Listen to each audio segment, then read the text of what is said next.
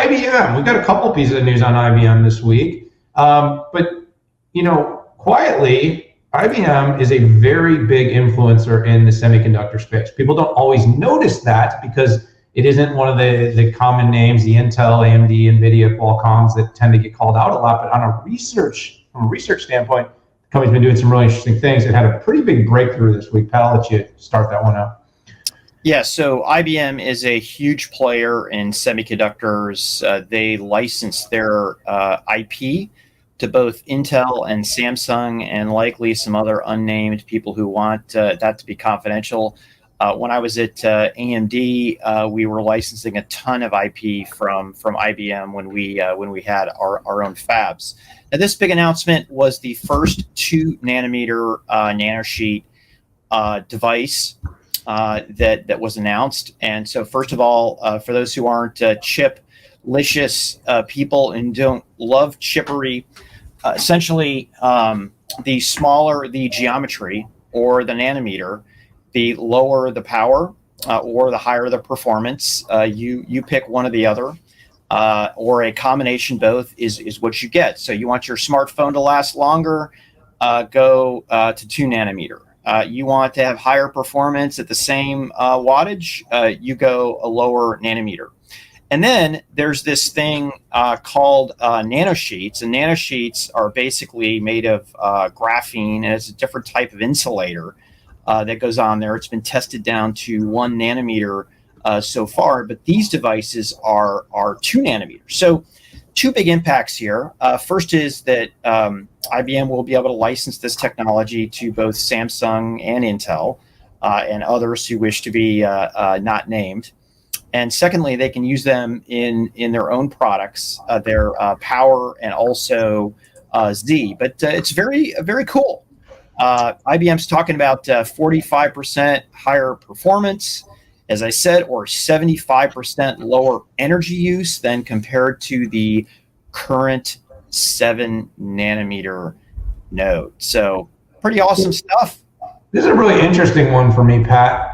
We've been watching this industry very close, and just a few weeks ago, Intel made some announcements at their IBM 2 event, and one of their four big announcements was about the partnership the company has with IBM Research, which, by the way, kind of was quiet because when you talk about building new foundry service, new fabs, major investments, sometimes those kinds of parts of the announcements can kind of go under the radar. But let's not forget to share with the market. I mean, IBM had some very leading edge type of breakthroughs with 7 and 5. Was very early to the game there, and people, like I said, don't remember that because we think about TSM at the leading edge mostly, already talking about 3nm. We think about what Intel is doing. The other thing, though, Pat, that is really interesting and I think warrants some discussion, I'd love to get your take on this because we haven't actually talked about it yet, but how IBM monetizes and commercializes these breakthroughs. So up to this point, of course,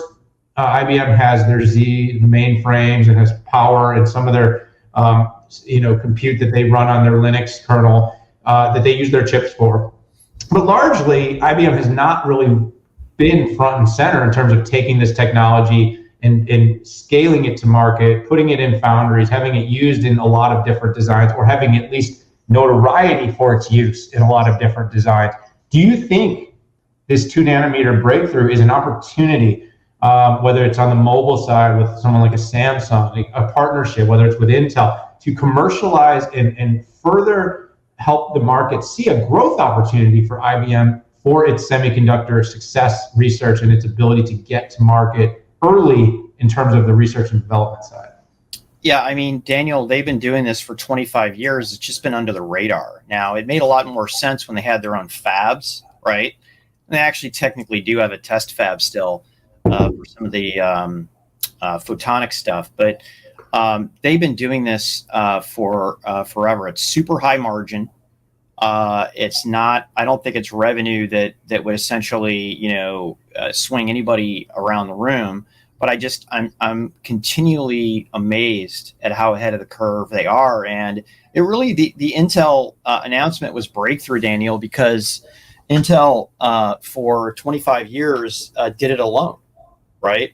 And it's nice to see them working with IBM. And I think what we saw in terms of overall Intel IDM 2.0, Intel realized it can't go at it alone, right?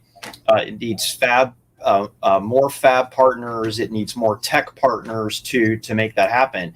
And I don't see that as a weakness. I see that as a pragmatic, good decision. Yeah, I mean, I feel completely the same way. I think it's just an opportunity, right? IBM breaks through on a lot of technologies, but doesn't always commercialize them as well as they could.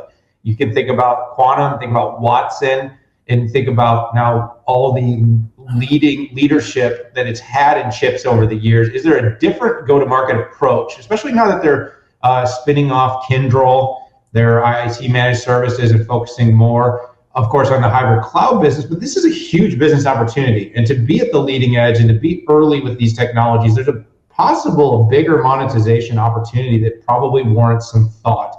And I'm sure IBM is doing it. It's a massive company. I'm sure they're looking at this and thinking about it. But Pat, it would be remiss of us as analysts to not at least look at the opportunity and say, hey, could IBM take this to market in a way where they, A, get more credit, and B, drive more revenue beyond what they're doing in their current business today?